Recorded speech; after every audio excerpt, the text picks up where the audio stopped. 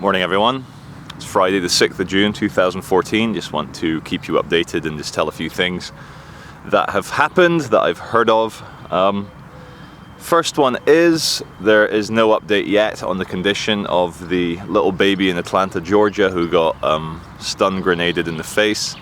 I know that the family announced that the baby was having surgery on Monday and Tuesday. It's now Friday, so no news, I hope, is good news. But we remain in black and white for the time being. I heard a disturbing story from someone close to me about what happened recently. A friend of mine, and I'll protect the identities because you know how these things tend to go. He was in his house, he's a bit of a hippie, quite alternative, and his landlord came over, and it wasn't a matter of the rent, because the rent was being paid. They had some sort of disagreement, and the landlord became violent, became very aggressive, started throwing swings and punches, and so this hippie locked himself in the bedroom and phoned the police for his protection to see if the landlord could be removed. But just to show you how the police, as the henchmen, as the Praetorian Guard of this slave ship, don't work for the average man, don't work for the non-tax-paying hippie. The police stitched him up. The hippie was sure that, you know, someone's assaulting you in the house that you rent, you can have them removed or arrested. And the police removed the tenant, the hippie, and get this, to prevent a breach of the peace, because obviously the landlord owns the house, they made the criminal law supersede the civil law or the common law, which I find quite disgusting. And it just goes to show how the police, being clever bastards, will twist and turn to uphold the law for people who are, you know, tax paying, they are, you know, system people, the people that trust in the state and trust in the police. That's who the police work for, not for people who want change. Oh, it's quite upsetting, really, when you think about it.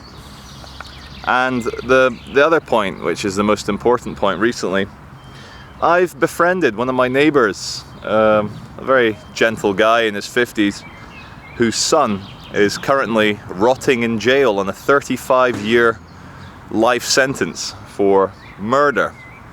And he tells me that his son is innocent. And yesterday and the day before, I've been on the phone to the son in jail for over an hour each time, listening to the case, going through the official documents, going through the police documents. And I'm not a lawyer. I'm not a barrister even. But there are lawyers and barristers, I've seen their letters that say this man is innocent, this is the most unsafe conviction ever. And yeah, of course he's black, you know, there's the added racial dimension that the utterly discredited West Yorkshire police that are involved in scandals left, right and centre and corruption stitched up a black guy because there's a white guy killed. Anyway, as it turns out, I'm not going to go into too much detail because all this will come out because we're going to make a film.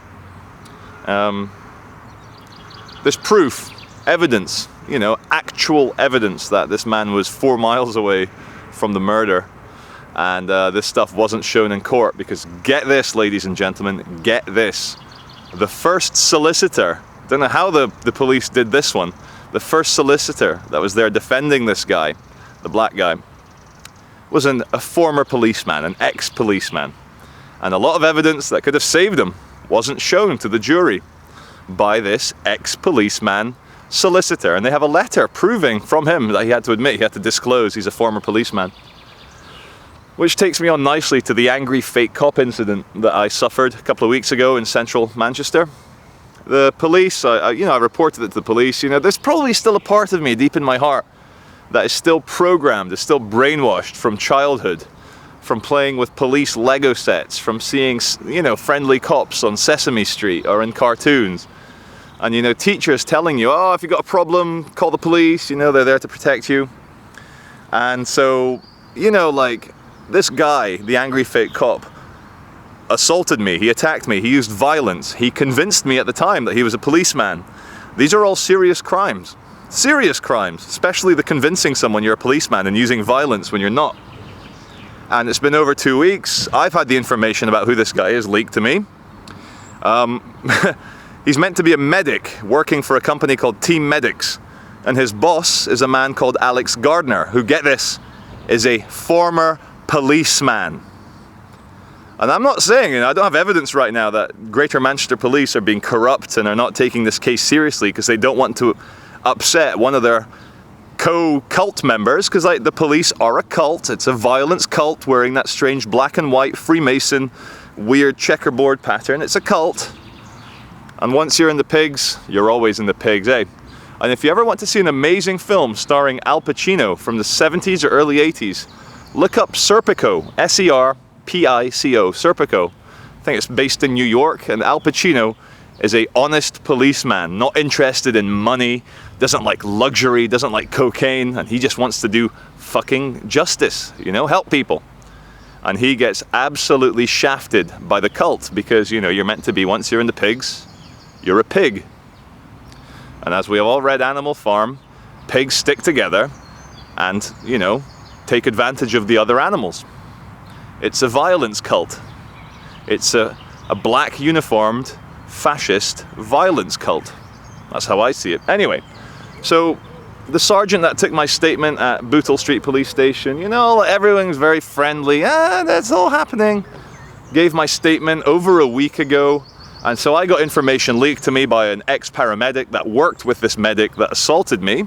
You know, it's been seen by over 250,000 people around the world on LiveLeak and on YouTube.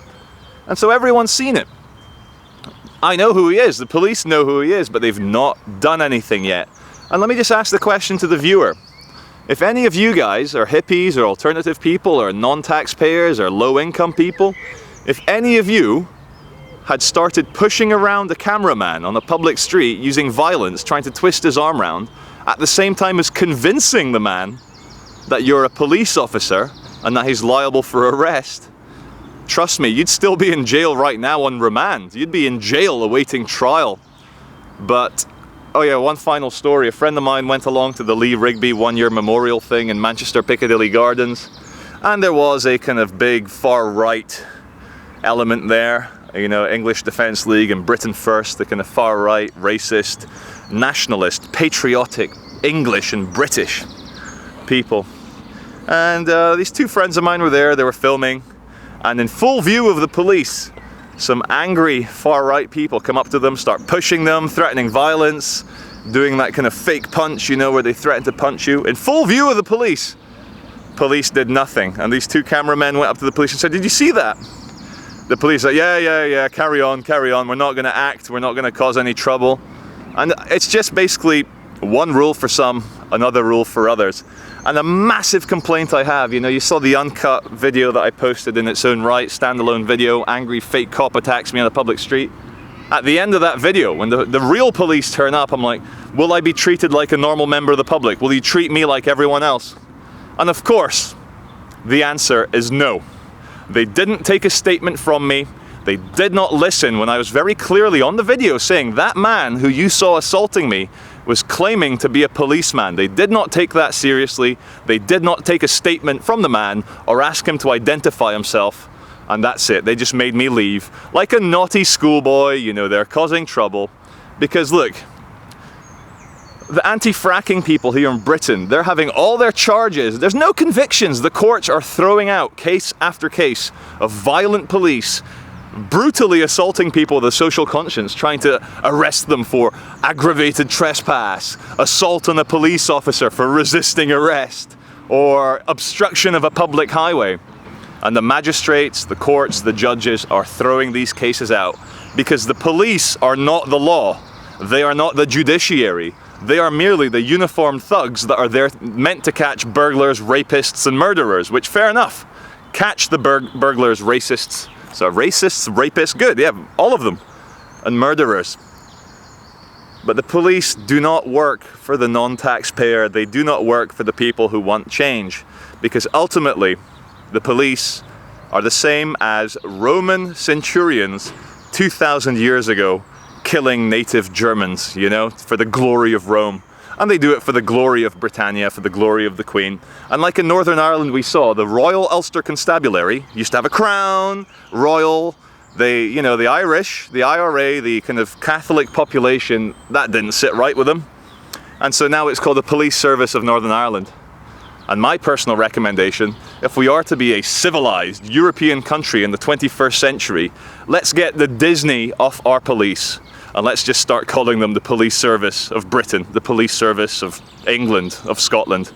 Not royal this Crown prosecution service, making these Freemasonic black and white checkerboard guys wear a queen's crown. With all the advancements of philosophy, all the advancements in law, all the advancements in science, in equality, in civil rights, with America with a black president, we still have royalty running the judicial system in Great Britain, and I'm embarrassed by that. This is Charlie Veitch reporting from Victoria Park in Swinton, Salford, Greater Manchester on Friday the 6th of June 2014. Thank you for watching.